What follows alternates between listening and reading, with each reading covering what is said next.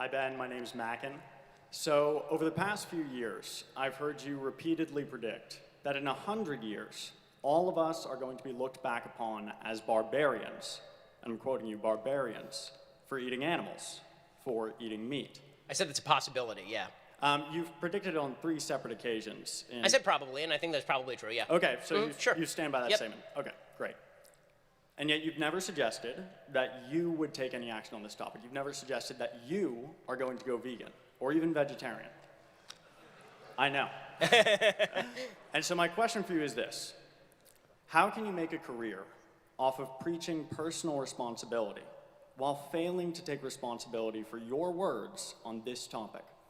So one of the contingencies that would make it an absolute brutality in 100 years is that there's actual sources of animal-like protein that are produced without the use of animals. And that is progressing pretty quickly, right? I mean, you're actually seeing animal protein being produced without the killing of animals. I think that's going to make things a lot easier for people. As far as the vegetarian-vegan question, it's something that I've actually seriously considered. I haven't talked about it publicly a lot, but it's something that I've actually pretty seriously considered because, I mean, frankly, I do think that there are I think that on the list of moral evils in American society, I think that this comes in a far, far cry behind things like abortion, for example, like the killing of human beings in the womb. But if you're going to talk about, but if rightly so, you say, okay, well, make your eating habits adhere to a more moral standard.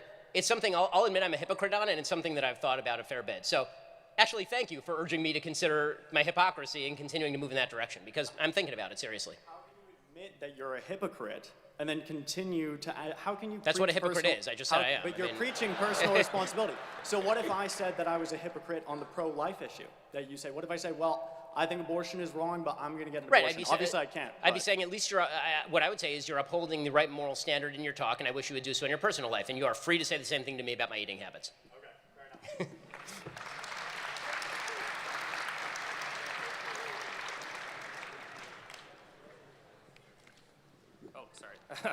Hello. Recently you said on your show in defense of Brett Kavanaugh that we've had a bevy of public figures in recent years who have had their genitalia described on national television by people who alleged sexual assault.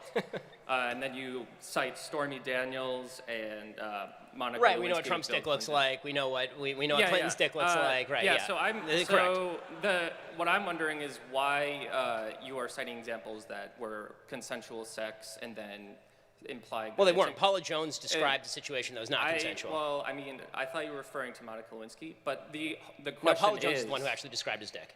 Okay. I mean, to be well, fair. the question is, why do you think that it's incumbent on survivors of sexual assault to describe the penis they were assaulted Good question. with? It absolutely is not. And if you read the next sentence I said, yeah, I said it is not dispositive. Yeah, you, the word you said dispositive nobody has yet described Kavanaugh's genitalia. Now that's not dispositive.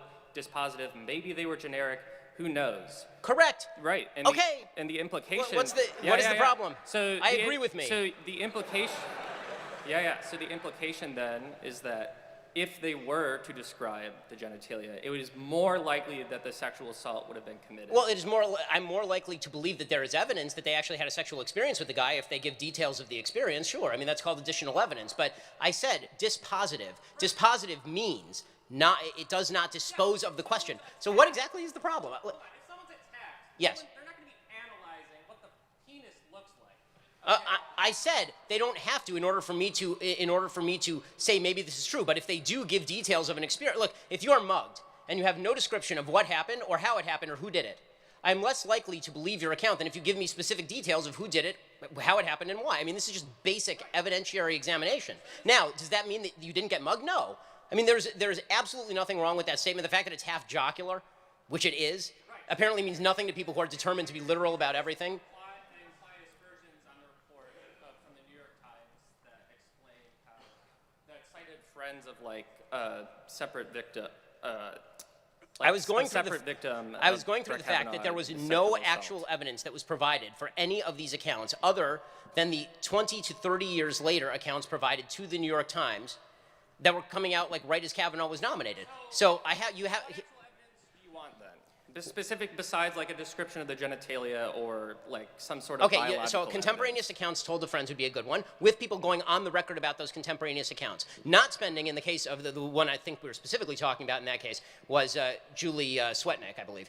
Or if it wasn't Julie Swetnick, it was, what was the name of the other woman? The other woman who was talking to the New York Times. She was suggesting that, thank you, Deborah Ramirez. So Deborah Ramirez suggested that she had to consider for 6 weeks with her lawyer whether or not this was actually Brett Kavanaugh 30 years later to determine whether it was Brett Kavanaugh. Yes, am I allowed to have doubts about the veracity of that account? Yes, that's called human logic. Yeah, and then Christine Blasey Ford also had a very, I would say, compelling account. Okay, of my what happened original, to her in go high listen to my school. podcast. My original statement about Christine Blasey Ford is that she gave a credible account. Then, as the details came out, every single person she said was at the party denied they were at the party, including her best friend, who later came out and suggested that she'd been pressured by friends of Christine Blasey Ford to change her own account.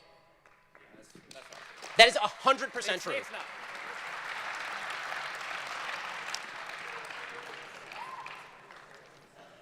So Well, wait, let me guess your political affiliation. it might surprise you. So Ben, first I'd like to thank you for being here and having an open dialogue with everybody tonight. It's greatly appreciated. Free speech is under attack in this country. So recently, when you spoke at Sanford, you smeared America First patriots like myself with all the same leftist insults Antifa uses, the same ones they're using outside to smear us walking in here today. So my question for you, Ben, is will you debate a true conservative like Nicholas J. Fuentes, or are you too scared to defend your anti-America First positions? So, number one, if you didn't notice, I answered this question like 4 questions ago. Number 2, I will repeat the answer again. I see no purpose in debating somebody who has joked about my death. That is not something that I make a habit of. If you want me to debate somebody about immigration policy who is a limited immigration person or have a discussion with that person, I'm happy to do so. By the way, I see a very strong argument in favor of limiting immigration, both legal and certainly illegal, to the United States. Okay, if you want me to talk about tariff policy and have a discussion with somebody about that, I'm happy to do that. If you want me to have a discussion about Israel or Israeli policy, I'm happy to do that. What I am not happy to do is have a debate with somebody who has joked about my death, called people who work for me Shabbos Goy race traders, praised the Unite the Right rally in Charlottesville. That I am not going to do.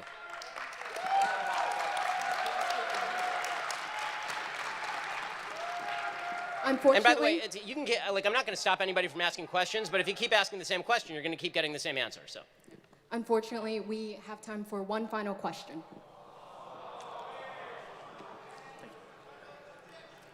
Hi, Ben. My name is Steven. I'm here as a BU student. Shout out BU.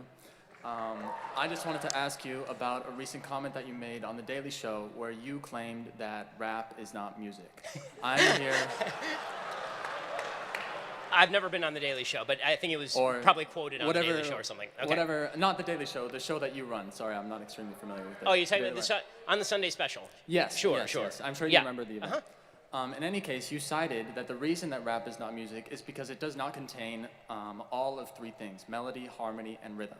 I am here to present you with an opportunity to remedy this statement in front of a live audience. Okay. So, if you watch that Sunday special, you'll notice that the guest in the other seat is a man named Zuby. Awesome dude, right? Zuby is a British rapper, and the next words out of my mouth were, okay, explain to me why I'm wrong. And then he proceeded to explain to me why he thought that I was wrong. And I see the case, right? He suggested that there are rap songs that have melody and there are rap songs that have harmony.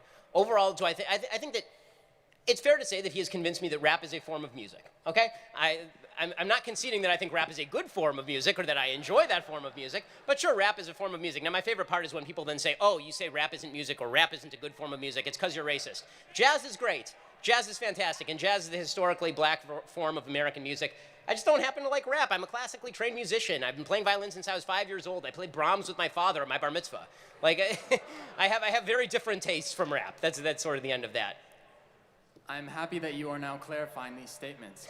It's important that you remember that when you make those kind of inflammatory statements about rap music, it's just like, how do you not expect people to either misinterpret what you're saying or for you to not? Oh, no, nobody misinterpreted what I was saying. I think rap is garbage. I mean, that has not changed. But if you somehow got from Ben Shapiro doesn't like rap to Ben Shapiro has a problem with black people, I would suggest you have a problem with the English language, not with my musical tastes. Thank you so much. I really appreciate it.